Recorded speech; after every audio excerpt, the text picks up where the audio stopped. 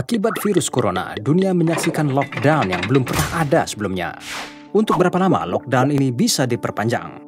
Meskipun konsensus sosial dan politik mendukung lockdown untuk menghindari penyebaran virus corona, dalam beberapa kasus, frustrasi publik mengambil alih ini menimbulkan protes di Amerika Serikat dan negara-negara lain karena kebutuhan mendesak untuk membuka kembali ekonomi.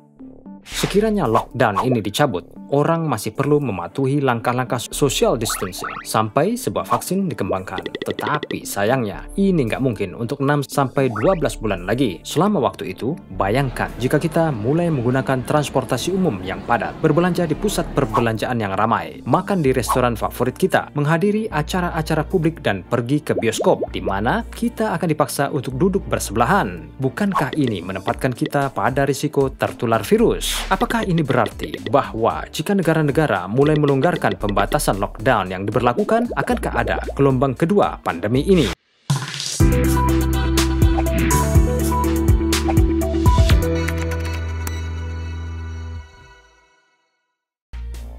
Nah, sejarah akan terulang kembali. Pada 1918, ada 3 gelombang pandemi influenza. Gelombang kedua menewaskan lebih dari 50 juta orang dan jauh lebih dahsyat daripada yang pertama. Pandemi flu juga telah mengalami beberapa wabah, termasuk influenza H1N1 yang dimulai pada April 2009 dan memiliki wabah kedua pada musim gugur tahun yang sama.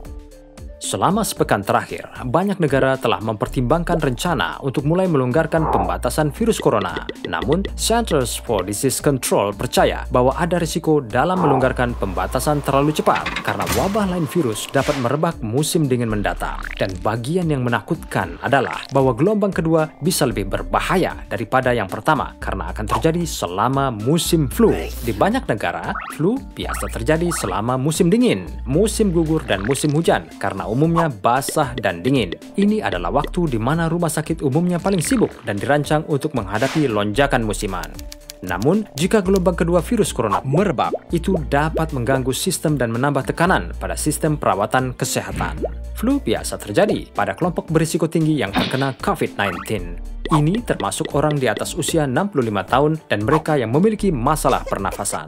Baik flu dan COVID-19 mempengaruhi sistem pernafasan dan menyebabkan demam. Tetapi, tidak banyak yang diketahui tentang bagaimana kedua penyakit dapat dibedakan. Akan ada kasus di mana orang yang menderita flu tetapi mungkin percaya bahwa mereka memiliki COVID-19 dan akibatnya menyia-nyiakan sejumlah besar alat tes yang sangat dibutuhkan. China diduga mengendalikan wabah di Provinsi Hubei setelah melaporkan hampir 0 kasus baru dan transmisi selama beberapa minggu terakhir.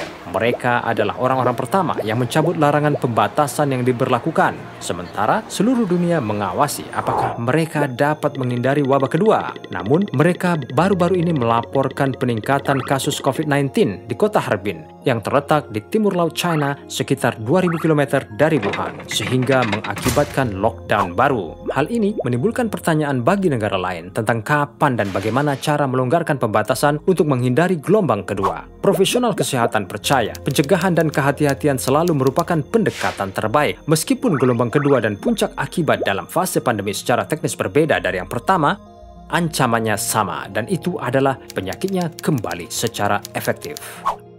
Wabah gelombang besar telah dipelajari secara mendalam dan pencegahan setiap gelombang infeksi berikutnya sangat penting dalam studi pemodelan epidemiologis dan persiapan pandemi. Studi-studi ini telah mempertimbangkan segala sesuatu, mulai dari perilaku sosial dan kebijakan kesehatan hingga vaksinasi dan peningkatan kekebalan komunitas yang juga dikenal sebagai kekebalan kelompok. Ancaman yang ditimbulkan oleh pandemi COVID-19 saat ini hanya bisa menurun ketika populasi membangun kekebalan yang lebih kuat dan menjadi kurang sensitif terhadap penyakit atau ketika vaksin yang layak tersedia untuk umum. Yang keduanya bisa memakan waktu lama.